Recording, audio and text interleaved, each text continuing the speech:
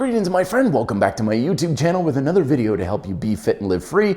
I'm Matt Schifferly, and today we're taking a critical look at this idea I keep coming across. Several clients have mentioned this now over the past several weeks of needing to, quote, earn your food, earn your calories, earn your carbs. Basically, the idea is you pay a penance up front with working out, cardio, fasted cardio, or fasting, and therefore you get to indulge thereafter because you've, quote, earned your ability to give in to your hunger and your cravings. Now, I've certainly implemented this attitude for many years myself, and it can be a little effective to some degree, but it can also lead you to some pretty catastrophic, dark places when it comes to your relationship with food, your body, and it can actually leave you with a lot less control over your ability to manage your weight and be healthy.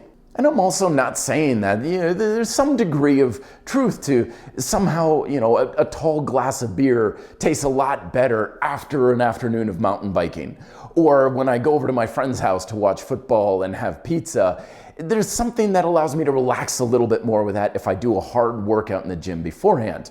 But that's not what I'm talking about. I'm not saying that hunger is the best spice and sort of approach. I'm talking about this idea that in our fitness culture, we've got a lot of rhetoric about, oh, don't overeat and don't overindulge and carbs are the enemy and sugar's bad for you and all this. So we've got all this negative perceptions that's encouraged by our fitness culture about these things. They're like, but I want to have the occasional indulgence. I want to go out and eat pizza. And then this attitude comes through, like riding a knight on white horse, saying like, I will save you from yourself, because if you pay a penance up front, now you have permission, or you're worthy of giving into your attitudes, and you can do it guilt-free. And the first area where this can go catastrophically wrong is usually the penance requires some high degree of effort, but it actually has a relatively low amount of influence on the process that actually governs your health and fitness. So this is very common where someone would go into a gym and they work out, and it's like, yeah, I put in an hour of cardio, and now I'm sure I've earned that 1,200 calorie smoothie, not realizing, no, you only burned maybe 600-700 calories at most. So because it was high effort, we usually equate that to feeling like it was high influence.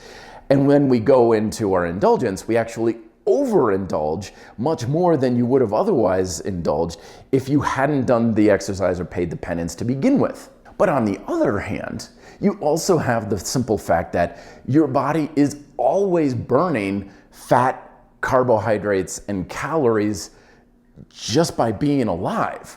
So the need for such things of breakfast or some degree of carbohydrates or even sugar to some degree, the ability to consume it in a safe way is already there automatically, even though you don't necessarily pay some sort of penance or have some sort of cost that you pay for up front. The third reason why this earning your carbs, calories, breakfast, whatever kind of attitude can go wrong is that it can really set up this nasty cycle that I found myself in for many years myself, where it's like, okay, you worked out a whole lot, you didn't want to work out, but you feel I gotta work out in order to eat ice cream, or I gotta eat a certain, be able to indulge in how much food I want to eat, so I work out like crazy, and now I've got low blood sugar and I'm really hungry and stuff, so I eat, and then I kind of overeat and I overindulge at a party or whatnot, and because I paid penance first, then I can overindulge, but now I overindulge, so now I need punishment in the form of exercise in order to, quote, undo the damage.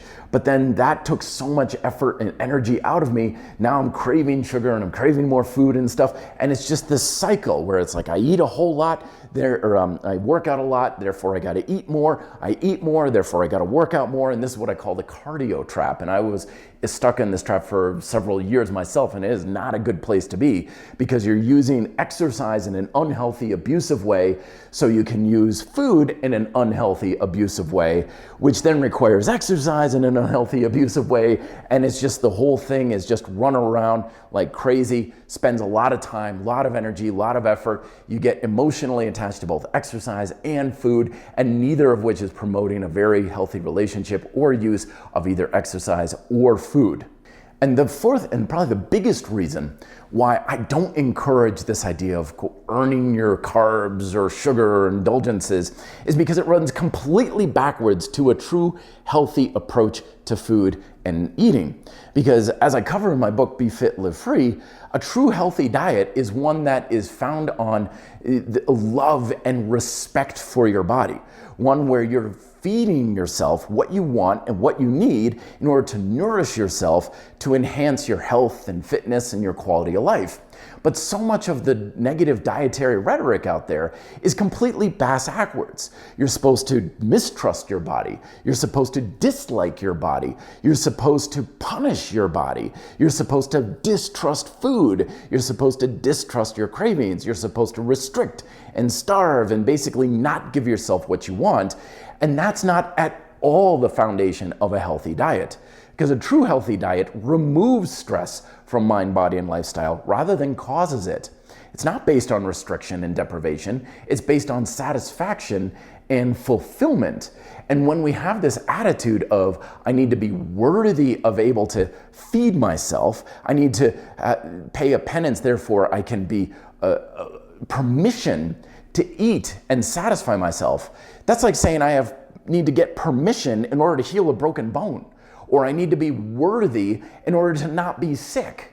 A true healthy diet is about satisfying your appetites, feeding yourself so that you're adequately nourished so that you can live your best life and be as healthy as possible. And you sure as heck don't need to earn the right to do that because you have that inherently from just being yourself and alive. So practically, remember that a good healthy diet is based on just feeding your appetites under all circumstances. It doesn't matter if you're sitting on the couch watching football all day, you still have appetites that naturally get generated by being alive, and you should certainly feed them. But at the same time, you haven't necessarily done a whole heck of a lot just because you went and did a spin class or you did a lot of exercise. The influence on that on your caloric demand and your nutritional requirements is actually relatively small, so don't overindulge either.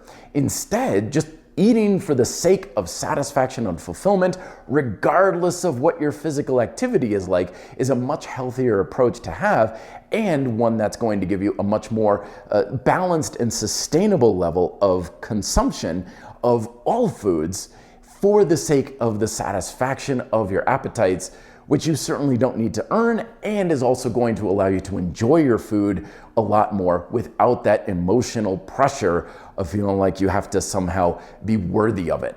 You want to learn more? Check out my latest book, Be Fit and Live Free. Link is down below over at reddeltaproject.com. Eat well this week, my friends, and as always, be fit and live free.